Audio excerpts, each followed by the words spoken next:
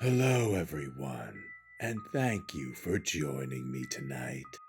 Please have a seat. Relax.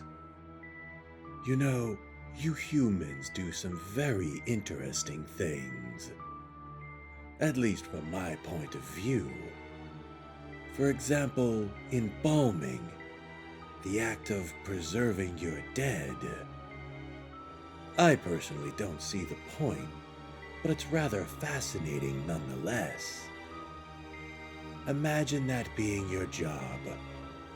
Just taking in the dead and preserving them. Not many of you humans have the stomach or the mindset to do that. Which means that the ones who do are rather abnormal. Although that begs the question, just how abnormal are they?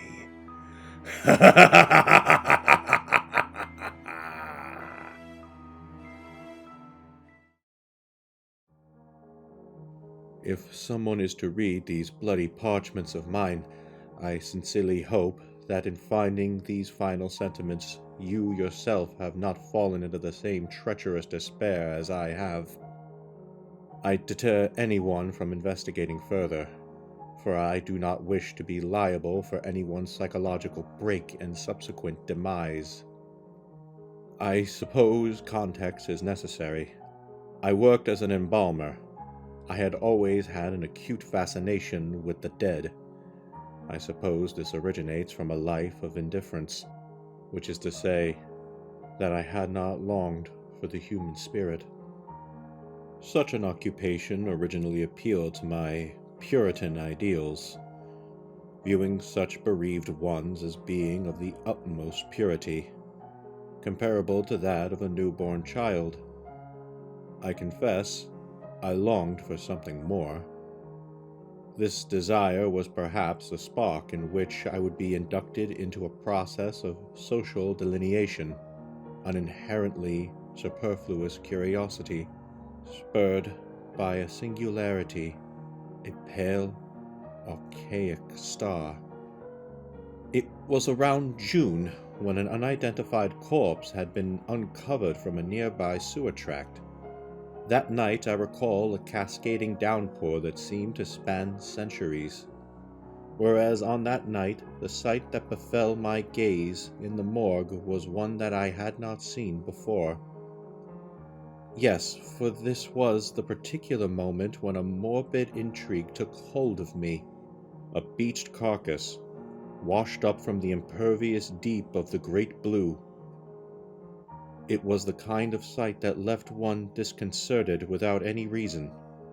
The very thing that eroded my self-agency, which had previously comforted me in my endeavors. I felt my curiosity at the moment could not be satiated, even if I were to scour every inch of the cavernous sewers in which it originated. One can infer that the man, for he was discernibly male, that lay in front of me had once been an intimidating figure. His frame was quite large, not to the extent of, say, a bodybuilder, but possessing the general physique that was proportionate to his hulking 6 feet 8 inch build.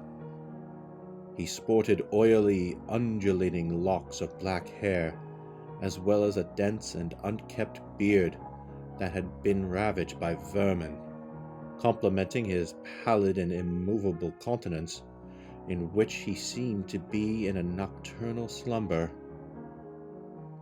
Muscular atrophy had extended itself to each bilateral muscle, being most outwardly predominant in the pectoral and dorsal muscles.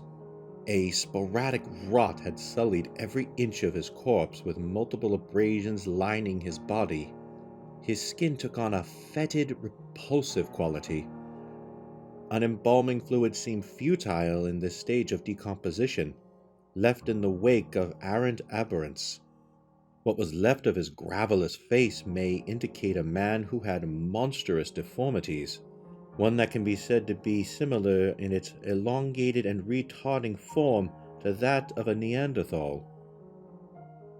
The identifiable characteristics of this man had inevitably become indiscernible amidst the bile and grot that had accumulated onto his rotting flesh, accentuating his protruding features as if he had lived the remainder of his days in a forlorn mold of himself, irreversible from years of living as a troglodyte. I stared into his lost, wistful gaze, hoping to find some sign of humanity. I was met with anything but, bereft of anything at all humane. What stared back was a creature of pure carnality. It felt as if he followed my every move with a reserved judgment, for I was to him but another feeble observer. He seemed to be a relic of an era long gone, some kind of artifact that had been confounded by modernity. His body had so deeply engrossed itself in its own sickness that the burden of such lonely ideals seemed tame in comparison. I saw in those very moments a symbolic gesturing of the prescient for a decadence in which I wasn't entirely sure he had any connection to. This man felt like an unseen pariah of an otherworldly form, one who coddled with impossibilities of human nature, of what man had been capable of. Looking at the stillness of his body made me uneasy. I felt there was something innate inside him, as if he would awake from his slumber and tear you limb from limb. I fell into deep rumination, imagining how the everyday man would react to such a sight. Would it create a paradox in their mind? Feeling both pity and contempt for adhering to such contrarianism seemed laughable. By doing this, they reaffirm themselves in their insipid occupations, postulating their narrative of a presupposed world in which they find it easy to understand. Though I suppose I was no better, feeling as if to contradict these feelings would be defying my existence.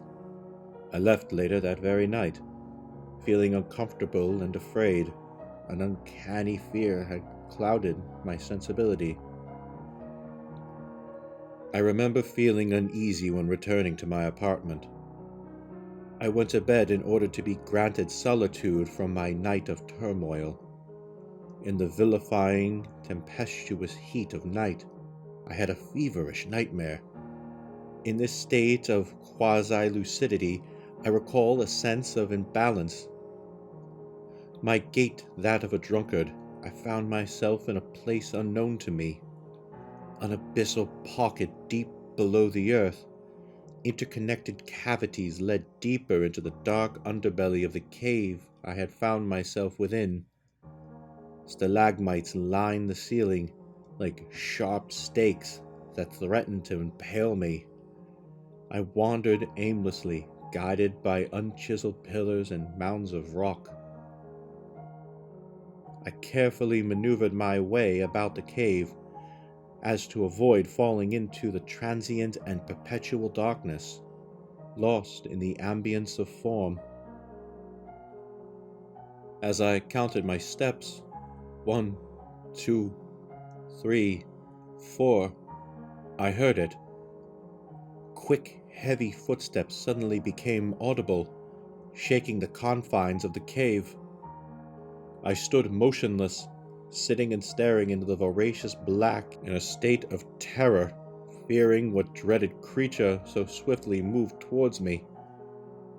It was in that dreaded stupor that I ran. I stumbled and fell, colliding with pebbles and stones that further heightened my sense of urgency, anticipating and preparing to submit to a fate surely worse than death. As I ran, the rocks seemed to protrude less and less, retreating back to their stone surfaces as the walls of the cave molded into a rounded form. I now found myself in an area more familiar to me, for it was purely the product of man. I listened. The footsteps were no more. Yet I felt no less uneasy. Before long, I found myself knee-deep in a malodorous sewage tunnel. Large, cylindrical, and interconnected tunnels stretched indefinitely. Pipelines and brick layered the walls of the ceiling. The restless industrial maze that man had created. I recall feeling languid. My movements had become dulled. I felt the entrenchments of vile matter course through my blood, oppressing each step I took as I waded through what felt like tar. It was after I felt I had walked for eternities that I saw a light at the end of the tunnel.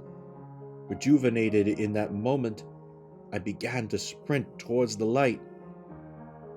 In that moment of the purest ecstasy, I had not realized that each step I took blackened the already murky waters and that it had now reached my waist.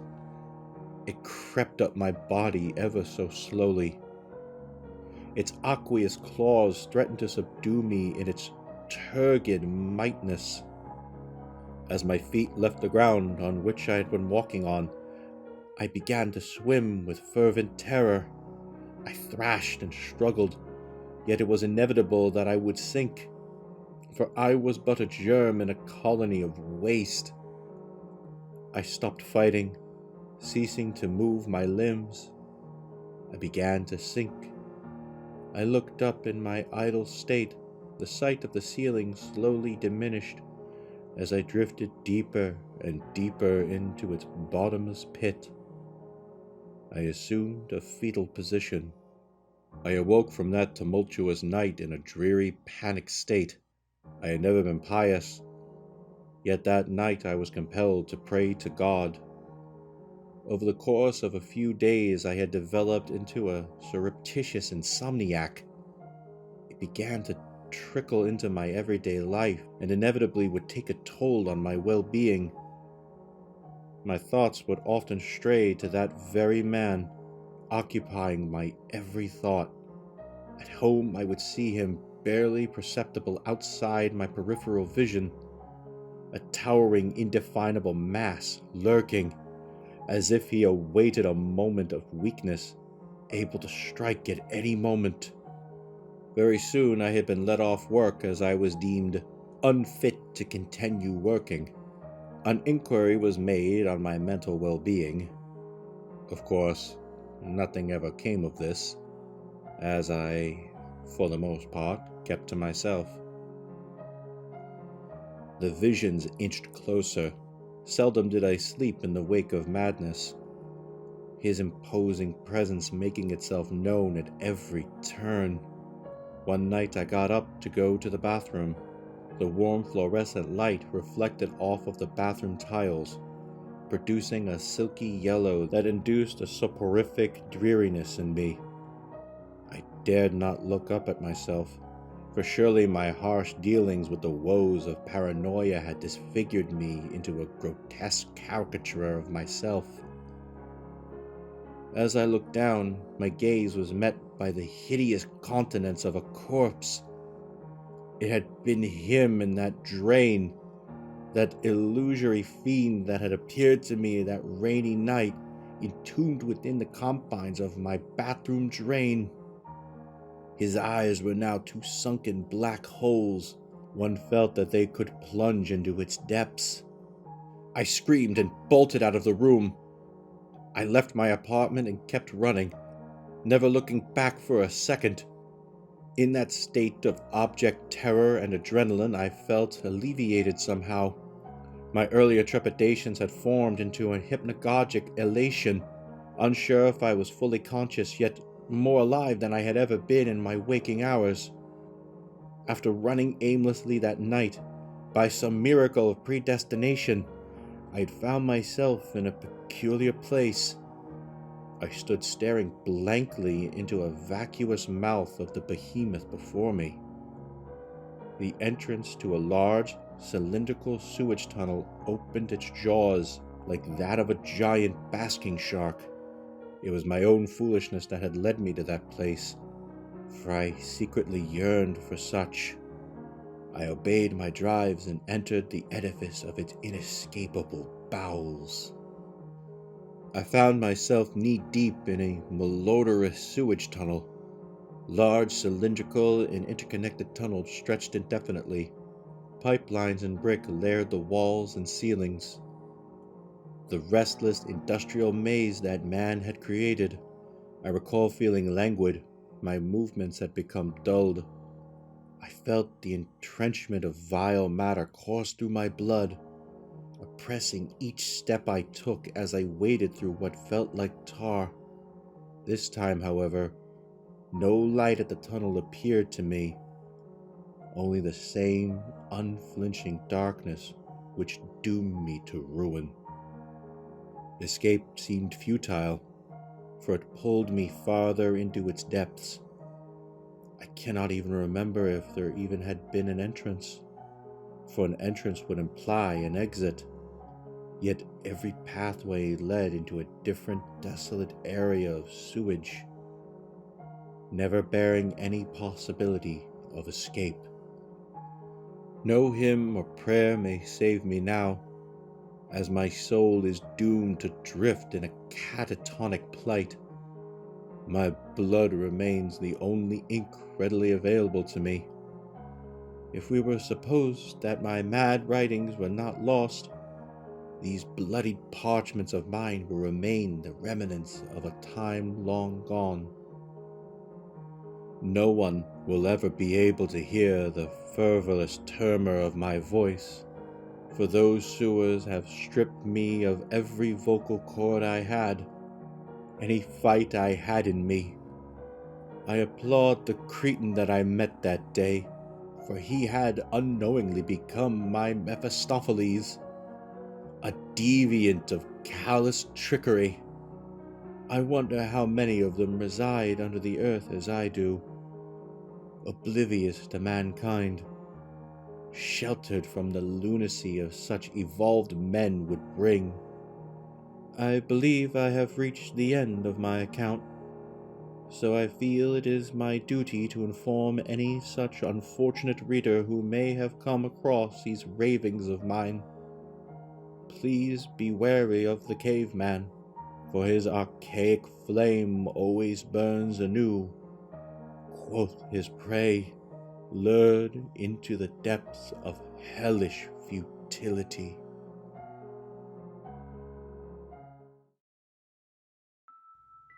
Well, would you look at that?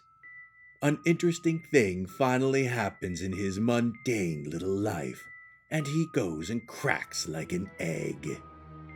I'm glad most humans aren't like that. If you were, then I'd never get any visitors.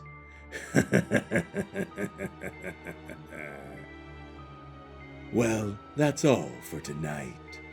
If you enjoyed the story, please remember to feed the algorithm monster by liking and subscribing. Thank you all very much, and goodbye.